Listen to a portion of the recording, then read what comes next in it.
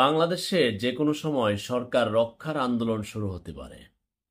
একথা আমারও না, মাঠ পর্যায়ে কারো কাছ থেকে শোনাও না। সোশ্যাল মিডিয়াতে দেখি এখানে ওখানে কমেন্ট করে যে সরকার পতনের আন্দোলন দেখেছে বাংলাদেশ, এবার দেখবে সরকার রক্ষার আন্দোলন।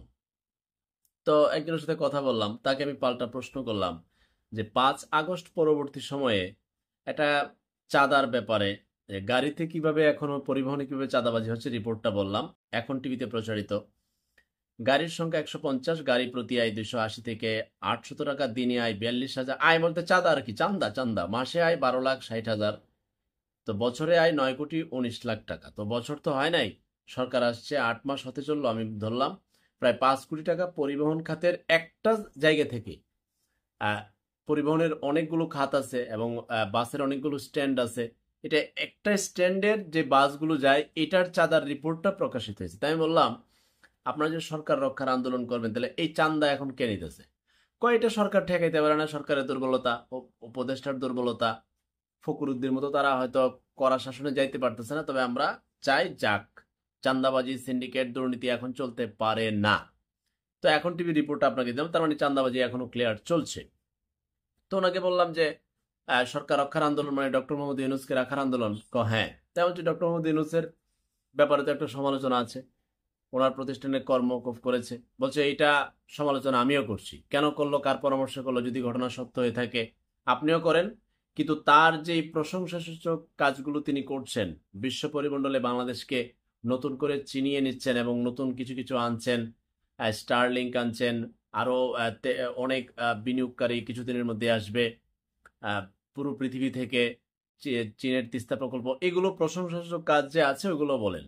আচ্ছা ঠিক আছে, তো সরকার রক্ষার আন্দোলন করলে সরকার কোন পলিসিতে থাকবে 5 বছর ধরেন? সরকার তো এটা তো একটা টাইমে আসছে, নির্বাচন দিবে ডিসেম্বরে জুনে, তাহলে এটা কোন ভাবে আসবে? তো উনি বললো এটা হানা ভোট হতে পারে। তাহলে হানা ভোট হলে তাহলে ঘটনাটা তো আরেক দিকে জনগণ খেপে যেতে পারে। কয় জনগণ খেপবে না, জনগণ কয় ভালো আছে। এবং তারপরেও তো বড় বড় রাজনৈতিক দল আছে, তাদের তো আহ, সমর্থনকারী আছে, তারা তো মাঠে নেমে যাবে। বলছে মাঠে নামলে সরকার রক্ষার আন্দোলনে আবার ফাইট হবে। বলছে আরে কত ফাইট বাংলাদেশ দেখবে রে ভাই, আর কত দেখবে?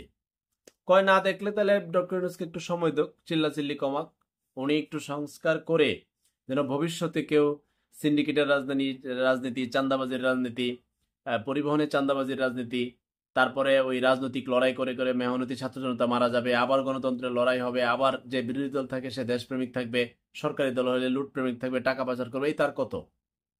তো এটা বন্ধ করার জন্য তো সংস্কার একটু সময় দেন ওনারে, ওনারা সময় দেন একটু গোছাক, আর না হলে আমরা সরকার রক্ষার আন্দোলন করব, জনগণ কয় আর কি।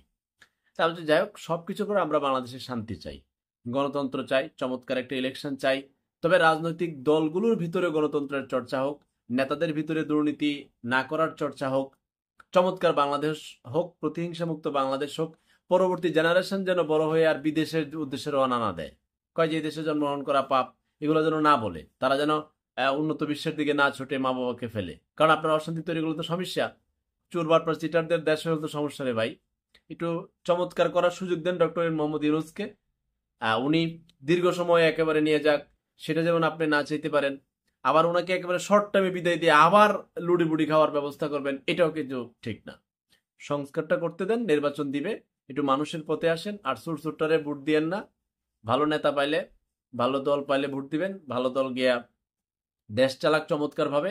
আর দয়া করে জনগণকে বলবো 500-1000 টাকা ভোট পেয়েছেন না, আর কোন দল নেতা গোষ্ঠীর গোলামি করেন না। রাইট হইতে থাকবেন, যার সমালোচনা যেটা এটা করবেন, যার প্রশংসা যেটা এটা করবেন। শত্রুরও আপনার প্রশংসা করা যায়, বন্ধুরও সমালোচনা করা যায়, তবেই প্রকৃত মানুষ হওয়া যায়।